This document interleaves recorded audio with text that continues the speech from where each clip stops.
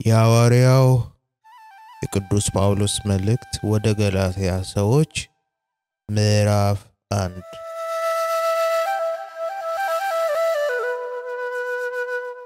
በኢየሱስ ክርስቶስ ከሙታንም ባስነሳው በእግዚአብሔር አብ ሐዋርያ የሆነ እንጂ ከሰዎች ወይንም በሰው ያልሆነ ጳውሎስ ከእኔም ጋር ያሉት ወንድሞች ሁሉ ወደ ገላትያ አብያተ ክርስቲያናት ከእግዚአብሔር ከአባታችን ከጌታም ከኢየሱስ ክርስቶስ ጸጋና ሰላም ለእናንተ ይሁን። ክፉ ከሆነው ካሁኑ ዓለም ያድነን ዘንድ እንደ አምላካችንና እንደ አባታችን ፍቃድ ስለ ኃጢአታችን ራሱን ሰጠ። ለአብ ከዘላለም እስከ ዘላለም ክብር ይሁን፣ አሜን። በክርስቶስ ጸጋ እናንተን ከጠራችሁ ከእርሱ ወደ ልዩ ወንጌል እንዲፈጥናችሁ እንዴት እንዳለፋችሁ ደነቃለሁ። እርሱ ግን ሌላ ወንጌል አይደለም። የሚያናውጧችሁ የክርስቶስንም ወንጌል ሊያጣምሙ የሚወዱ አንዳንዶች አሉ እንጂ። ነገር ግን እኛ ብንሆን ወይንም ከሰማይ መልአክ ከሰበክንላችሁ ወንጌል የሚለይ ወንጌልን ቢሰብክላችሁ የተረገመ ይሁን። አስቀድመን እንዳለን እንዲሁ አሁን ሁለተኛ እላለሁ። ከተቀበላችሁት የተለየውንም ማንም ቢሰብክላችሁ የተረገመ ይሁን። ሰውን ወይንስ እግዚአብሔርን አሁን እሺ አሰኛለሁን? ወይንም ሰውን ደስ ላሰኝ ፈልጋለሁን? አሁን ሰውን ደስ ባሰኝ የክርስቶስ ባሪያ ባልሆንም። ወንድሞች ሆይ በእኔ የተሰበከ ወንጌል እንደ ሰው እንዳይደለ አስታውቃችኋለሁ። ኢየሱስ ክርስቶስ ገልጦልኛል እንጂ እኔ ከሰው አልተቀበልኩትም አልተማርሁትም። በአይሁድ ሥርዓት በፊት እንዴት እንደኖርኩ ሰምታችኋልና የእግዚአብሔርን ቤተክርስቲያን ያለ ልክ አሳድድ አጠፋ ነበር። ለአባቶቹም ወግ ከመጠን ይልቅ እየቀናው በወገኔ ዘንድ በዘመኔ ካሉት ብዙዎች በአይሁድ ሥርዓት እበልጥ ነበር። ነገር ግን በእናቴ ማፀን ሳለሁ የለየኝ በጸጋውም የጠራኝ እግዚአብሔር በአሕዛብ መካከል ስለ እርሱ ወንጌልን ሰብክ ዘንድ ልጁን በእኔ ሁኔታ ሊገልጥ በወደደ ጊዜ ወዲያው ከሥጋና ከደም ጋር አልተማከርኩም። ከእኔም በፊት ሐዋርያ ወደ ነበሩት ወደ ኢየሩሳሌም አልወጣሁም። ነገር ግን ወደ አረብ አገር ሄድኩ። እንደገናም ወደ ደማስቆ ተመለስኩ። ከዚያ ወዲህ ከ3 ዓመት በኋላ ኬፋን ልጠይቅ ወደ ኢየሩሳሌም ወጥቼ ከእርሱ ጋር 15 ቀን ሰነበትኩ። ነገር ግን ከጌታ ወንድም ከያዕቆብ በቀር ከሐዋርያት ሌላ አላየሁም። ስለምጽፍላችሁ ነገር እነሆ በእግዚአብሔር ፊት ሐሰት አልናገርም። ከዚያ ወዲህ ወደ ሶርያ ወደ ኪልቅያ አገር ወጣሁ። በክርስቶስም ያሉት የይሁዳ ማህበሮች ፊቴን አያውቁም ነበር። ነገር ግን ቀድሞ እኛን ያሳደድ የነበረ እሱ በፊት ያጠፈው የነበረውን ሃይማኖት አሁን ይሰብካል ተብሎ ሲነገር ይሰሙ ነበር። ስለ እኔም እግዚአብሔርን ያከብሩ ነበር።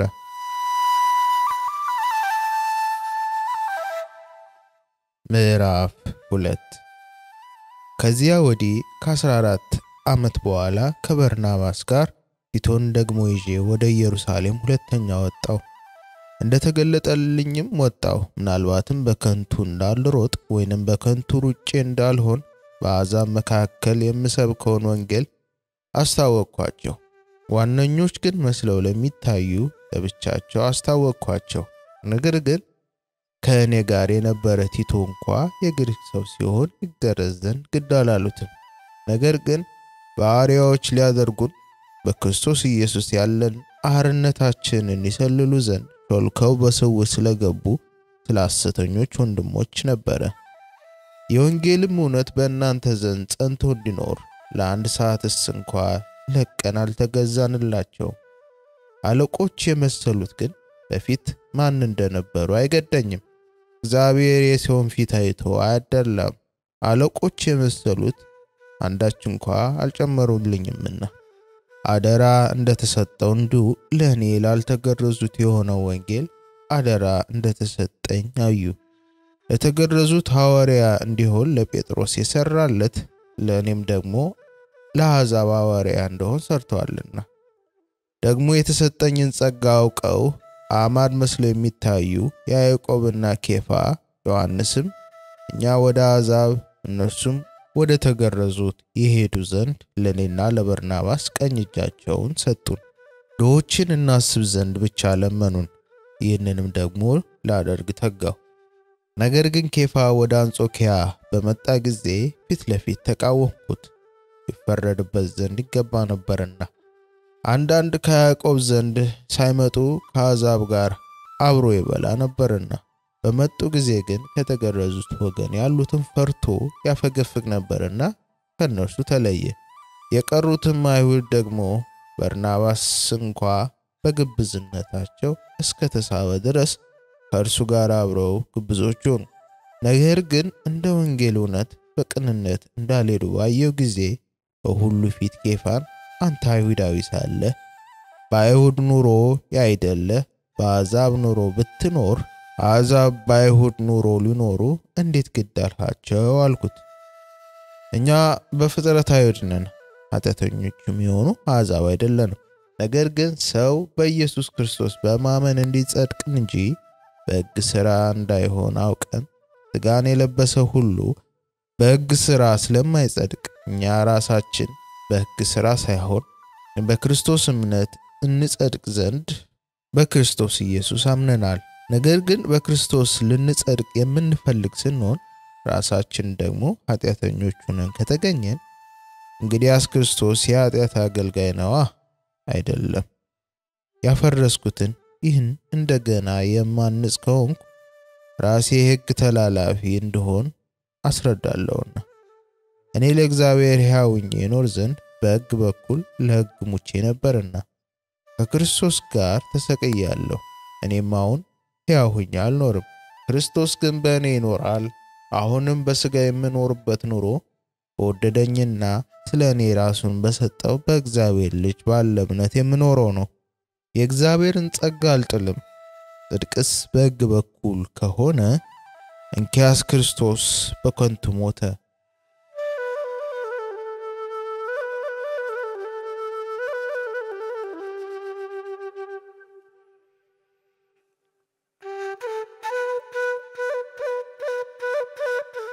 ምዕራፍ 3 የማታስተውሉ የገላትያ ሰዎች ሆይ በዓይናችሁ ፊት ኢየሱስ ክርስቶስ እንደተሰቀለ ሆኖ ተስሎ ነበረ። ለእውነት እንዳትታዘዙ አዚም ያደረገባችሁ ማን ነው? ይህም ብቻ ከእናንተ እንድማር እወዳለሁ። በሕግ ሥራ ወይንም ከእምነት ጋር በሆነ መስማት መንፈስን ተቀበላችሁን? እንዲህን የማታስተውሉ ናችሁ? በመንፈስ ጀምራችሁ አሁን በሥጋ ትፈጽማላችሁን? በእውኑ ከንቱ እንደሆነስ እንደዚህ ያለ መከራ በከንቱ ተቀበላችሁን? እንግዲህ መንፈስን የሚሰጣችሁ በእናንተም ዘንድ ታምራትን የሚያደርግ በሕግ ሥራ ነውን? ወይንስ ከእምነት ጋር በሆነ መስማት ነው? እንዲሁ አብርሃም በእግዚአብሔር አመነና ጽድቅ ሆኖ ተቆጠረለት። እንኪያስ ከእምነት የሆኑት እነዚህ የአብርሃም ልጆች እንደሆኑ እወቁ። መጽሐፍም እግዚአብሔር አሕዛብን በእምነት እንዲያጸድቅ አስቀድሞ አይቶ በአንተ አሕዛብ ሁሉ ይባረካሉ ብሎ ወንጌል ለአብርሃም አስቀድሞ ሰበከ። እንደዚህ ከእምነት የሆኑት ካመነው ከአብርሃም ጋር ይባረካሉ። ሕግ ሥራ የሆኑት ሁሉ በእርግማን በታች ናቸውና በሕግ መጽሐፍ በተጻፉት ሁሉ ጸንቶ የማይኖር የማያደርግም ሁሉ የተረገመ ነው ተብሎ ተጽፏልና። ጽድቅ በእምነት ይኖራል ተብሏልና ማንም በእግዚአብሔር ፊት በሕግ እንዳይጸድቅ ግልጥ ነው። ሕግም ከእምነት አይደለም፣ ነገር ግን የሚያደርገው ይኖርበታል ተብሏል። በእንጨት የሚሰቀል ሁሉ የተረገመ ነው ተብሎ ተጽፏልና ክርስቶስ ስለኛ እርግማን ሆኖ ከሕግ እርግማን ዋጀን። የመንፈስን ተስፋ በእምነት እንድንቀበል የአብርሃም በረከት ወደ አሕዛብ በኢየሱስ ክርስቶስ ይደርስላቸው ዘንድ ወንድሞች ሆይ እንደ ሰው ልማድ እላለሁ። የሰውን እንኳ ቢሆን እርግጠኛውን ኪዳን ማንም አይንቅም ወይንም አይጨምርበትም። ለአብርሃምና ለዘሩም የተስፋው ቃል ተነገረ። ስለ ብዙዎች እንደሚናገር ለዘሮቹም አይልም። ስለ አንድ እንደሚነገር ግን ለዘርህ ይላል፣ እሱም ክርስቶስ። ይህንንም እላለሁ ከ430 ዓመት በኋላ የተሰጠው ሕግ አስቀድሞ በእግዚአብሔር የተረጋገጠውን ኪዳን የተስፋውን ቃል እስኪሽር ድረስ አያፈርስም። ርስቱ በሕግ ቢሆንስ እንግዲያስ በተስፋ ቃል አይሆንም። በተስፋ ቃል ግን እግዚአብሔር ለአብርሃም ሰጥቷል። እንግዲህ ሕግ ምንድነው?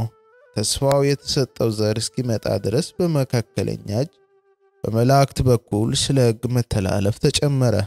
መካከለኛውም ለአንድ ብቻ አይደለም፣ እግዚአብሔር ግን አንድ ነው። እንግዲህ ሕግ የእግዚአብሔር የተስፋ ቃል ለሚቃወም ነውን? አይደለም። ሕግ ለሚያደርግ የሚቻለው ሕግ ተሰጥቶ ቢሆንስ በእውነት ጽድቅ ከሕግ በሆነ ነበረ። ነገር ግን በኢየሱስ ክርስቶስ ከማመን የሆነው የተስፋ ቃል ለሚያምኑ ይሰጥ ዘንድ መጽሐፍ ከኃጢአት በታች ሁሉን ዘግቷል። እምነትም ሳይመጣ ሊገለጥ ላለው እምነት ተዘግተን ከሕግ በታች እንጠበቅ ነበረ። እንደዚህ በእምነት እንጸድቅ ዘንድ ሕግ ወደ ክርስቶስ የሚያመጣ ሞግዚታችን ሆኗል። እምነት ግን መጥቷልና ከእንግዲህ ወዲህ ከሞግዚት በታች አይደለንም።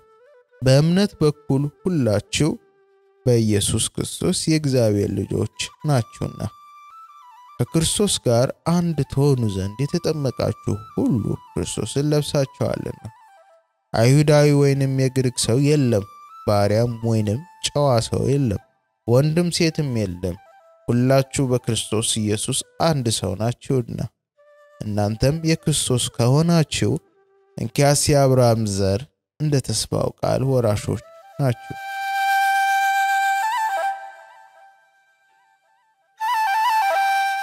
ምዕራፍ 4 ነገር ግን እላለሁ ወራሹ ሕፃን ሆኖ ባለበት ዘመን ሁሉ ምንም የሁሉ ጌታ ቢሆን ከቶ ከባሪያው አይለይም። ነገር ግን አባቱ እስከ ቀጠረለት ቀን ድረስ ከጠባቂዎቹ ከመጋቢዎቹ በታች ነው። እንዲሁ እኛ ደግሞ ሕፃናት ሆነን ሳለን ከዓለም መጀመሪያ ትምህርት በታች ተዘግተን ባሪያዎች ነበርን። ነገር ግን የዘመኑ ፍጻሜ በደረሰ ጊዜ እግዚአብሔር ከሴት የተወለደውን ከሕግም በታች የተወለደውን ልጁን ላከ። እንደ ልጁም እንሆን ዘንድ ከሕግ በታች ያሉትን ይዋጅ ዘንድ ልጆቹም ስለሆናችሁ እግዚአብሔር አባ አባት ብሎ የሚጮህ የልጁን መንፈስ በልባችሁ ውስጥ ላከ። ስለዚህ ከእንግዲህ ወዲህ ልጅ ነህ እንጂ ባሪያ አይደለህም። ልጅም ከሆንክ ደግሞ በክርስቶስ የእግዚአብሔር ወራሽ ነህ። ነገር ግን በዚያን ጊዜ እግዚአብሔርን ሳታውቁ በባህሪያቸው አማልክት ለሚሆኑ ባሪያዎች ናችሁ ተገዛችሁ። አሁን ግን እግዚአብሔርን ስታውቁ ይልቅስ በእግዚአብሔር ስትታወቁ እንደገና ወደ ከተማ ወደሚናቅም ወደ መጀመሪያ ትምህርት እንዴት ትመለሳላችሁ? እንደገና ባሪያዎች ናችሁ ዳግመኛ ለዚያ ልትገዙ ትወዳላችሁን? ቀንና ወርን ዘመንንም ዓመትንም በጥንቃቄ ትጠብቃላችሁን? ምናልባት በከንቱ ለእናንተ ደክሜያለሁ ብዬ እፈራችኋለሁ። ወንድሞች ሆይ እኔ ደግሞ እንደናንተ ሆኛለሁና እንደኔ ሆኑ ብዬ እለምናችኋለሁ። አንዳችም አልበደልኳችሁም። በመጀመሪያ ወንጌልን በሰበኩላችሁ ጊዜ ከሥጋ ድካም የተነሳ እንደነበረ ታውቃላችሁ። በሥጋዬም ፈተና የሆነባችሁን ነገር አልናቃችሁትምና አልተጸየፋችሁትም። ነገር ግን እንደ እግዚአብሔር መልአክ አዎን እንደ ክርስቶስ ኢየሱስ ተቀበላችሁኝ። እንግዲህ ደስ ማሰኘታችሁ ወዴት አለ? ብቻልስ ዓይኖቻችሁን አውጥታችሁ በሰጣችሁ ብዬ ተክረላችኋለሁ። እንኪያስ እውነቱን ስለነገርኳችሁ ጠላት ሆንኩባችሁን? በብርቱ ይፈልጓችኋል፣ ለመልካም አይደለም። ነገር ግን በብርቱ ትፈልጓቸው ዘንድ በውጪ ሊያስቀሯችሁ ይወዳሉ። እናንተ ግን ከእናንተ ዘንድ በሚኖርበት ጊዜ በታች ሳይሆን ሁልጊዜ በመልካም ነገር ተፈላጊ ብትሆኑ መልካም ነው። ልጆች ሆይ ክርስቶስ በእናንተ እስኪሳል ድረስ ዳግመኛ ስለእናንተ ምጥ ይዞኛል። ስለእናንተ አመነታለሁና አሁን በእናንተ ዘንድ ሆኜ ድምፄን ልለውጥ በወደድኩ። እናንተ ከሕግ በታች ልትኖሩ የምትወዱ ሕጉን አትሰሙምን? እስኪ ንገሩኝ። አንዱ ከባሪያይቱ አንዱም ከጨዋይቱ የሆኑ ሁለት ልጆች ለአብርሃም እንደነበሩ ተጽፏልና። ነገር ግን የባሪያይቱ ልጅ እንደ ሥጋ ተወልዷል፣ የጨዋይቱ ግን በተስፋው ቃል ተወልዷል። ይህም ነገር ምሳሌ ነው። እነዚህ ሴቶች እንደ ሁለቱ ኪዳኖች ናቸውና ከደብረ ሲና የሆነችው አንዲቱ ለባሪያነት ልጆችን ትወልዳለች። እርሷም አጋር ናት። ይህችም አጋር በአረብ ምድር ያለች ደብረ ሲና ናት። አሁንም ያለችው ኢየሩሳሌምን ትመስላለች፣ ከልጆቿ ጋር በባርነት ናትና። ላይኛይቱ ኢየሩሳሌም ግን በነጻነት የምትኖር ናት። እርሷም እናታችን ናት። አንቺ የማትወልጂ መካን ደስ ይበልሽ፣ አንቺ አምጠሽ የማታውቂ እልል በይና ጩኺ፣ ባል ካሉት ይልቅ የብቸኛይቱ ልጆች በስተዋልና ተብሎ ተጽፏል። እኛም ወንድሞች ወይ እንደ ይስሐቅ የተስፋው ቃል ልጆች ነን። ነገር ግን እንደ ሥጋ የተወለደው እንደ መንፈስ የተወለደውን በዚያን ጊዜ እንዳሳደደው ዛሬም እንዲህ ነው። ነገር ግን መጽሐፍ ምን ይላል? የባሪያይቱ ልጅ ከጨዋይቱ ልጅ ጋር አይወርስምና ባሪያይቱን ከልጇ ጋር አውጣት። ስለዚህ ወንድሞች ወይ የጨዋይቱ ልጆች ነን እንጂ የባሪያይቱ አይደለንም።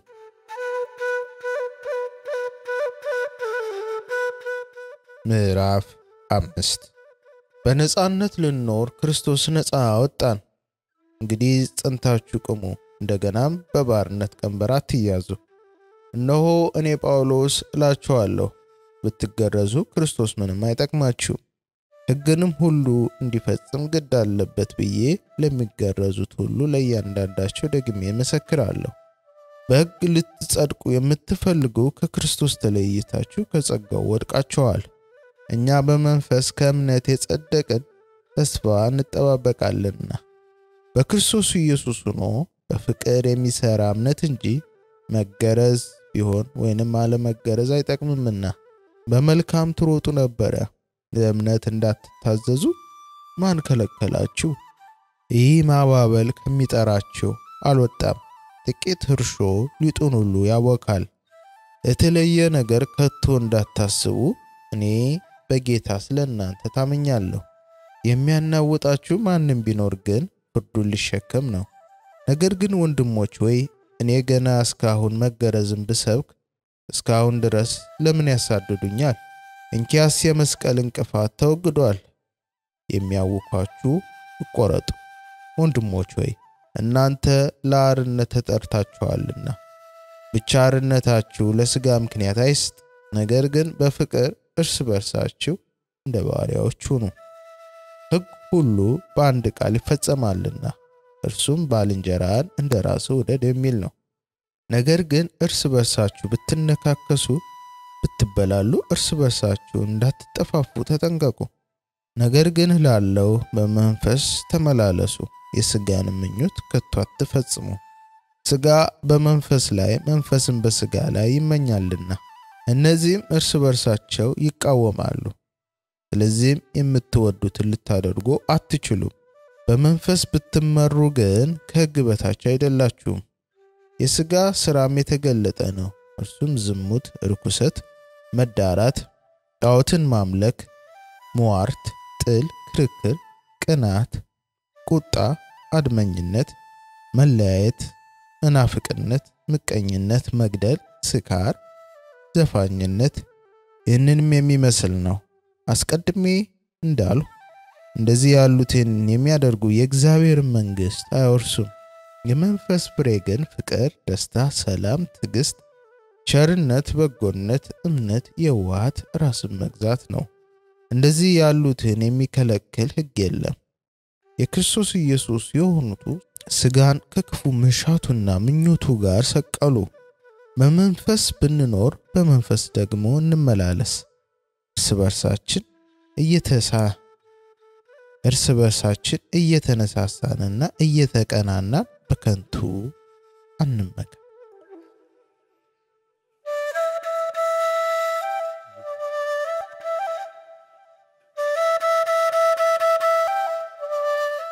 ምዕራፍ 6 ወንድሞች ሆይ ሰው በማናቸውም በደልስ እንኳ ቢገኝ መንፈሳዊያን የሆናችሁ እናንተ እንደዚህ ያለውን ሰው በየዋሃት መንፈስ አቅኑት። አንተ ደግሞ እንዳትፈተን ራስህን ጠብቅ። ከእናንተም እያንዳንዱ የአንዳንዱን ሸክም ይሸከም፣ እንዲሁም የክርስቶስን ሕግ ፈጽሙ። አንዱ ምንም ሳይሆን ምንም የሆነ ቢመስለው ራሱን ያታልላልና። ነገር ግን እያንዳንዱ የገዛ ራሱን ሥራ አይፈትን። ከዚያም በኋላ ስለሌላው ሰው ያልሆነ ስለራሱ ብቻ የሚመካበትን ያገኛል። እያንዳንዱ የገዛ ራሱን ሸክም ሊሸከም ነውና። ነገር ግን ቃሉን የሚማር ከሚያስተምረው ጋር መልካምን ነገር ሁሉ ይከፋፈል። አትሳቱ፣ እግዚአብሔር አይዘበትበትም። ሰው የሚዘራውን ሁሉ ያንኑ ደግሞ ያጭዳልና። በገዛ ሥጋው የሚዘራ ከሥጋ መበስበስን ያጭዳልና። በመንፈስ ግን የሚዘራ ከመንፈስ የዘላለም ሕይወትን ያጭዳል። ባንዝልም በጊዜው እናጭዳለንና ካምን ሥራ ለመስራት አንታክት። እንግዲያስ ጊዜ ካገኘን ዘንድ ለሰው ሁሉ ይልቁንም ለሃይማኖት ቤተሰቦች መልካም እናድርግ። እንዴት ባሉ ታላላቆች ፊደላት በእጄ እንደጻፍኩላችሁ እዩ። በሥጋ መልካም ሆነው ሊታዩ የሚወዱ ሁሉ እንድትገረዙ ግድ አሏችሁ። ነገር ግን ስለ ክርስቶስ መስቀል እንዳይሰደዱ ብቻ ነው። በሥጋችሁ እንዲመኩ ልትገረዙ ይወዳሉ እንጂ የተገረዙቱ ራሳቸው እንኳ ሕግን አይጠብቁም። ነገር ግን ዓለም ለእኔ የተሰቀለበት እኔም ለዓለም የተሰቀልኩበት ከጌታችን ከኢየሱስ ክርስቶስ መስቀል በቀር ሌላ ትምክህት ከኔ ይራቅ። በክርስቶስ ኢየሱስ አዲስ ፍጥረት መሆን ይጠቅማል እንጂ መገረዝ ቢሆን ወይንም አለመገረዝ አይጠቅምምና። በዚህም ሥርዓት በሚመላለሱ ሁሉ ላይ በእግዚአብሔር እስራኤልም ላይ ሰላምና ምሕረት ይሁን። እኔ የኢየሱስ ማኅተም በሥጋዬ ተሸክሜአለሁና ከእንግዲህ ወዲስ አንድስ እንኳ አያደክመኝም። ወንድሞች ሆይ የጌታችን የኢየሱስ ክርስቶስ ጸጋ ከመንፈሳችሁ ጋር ይሁን። አሜን።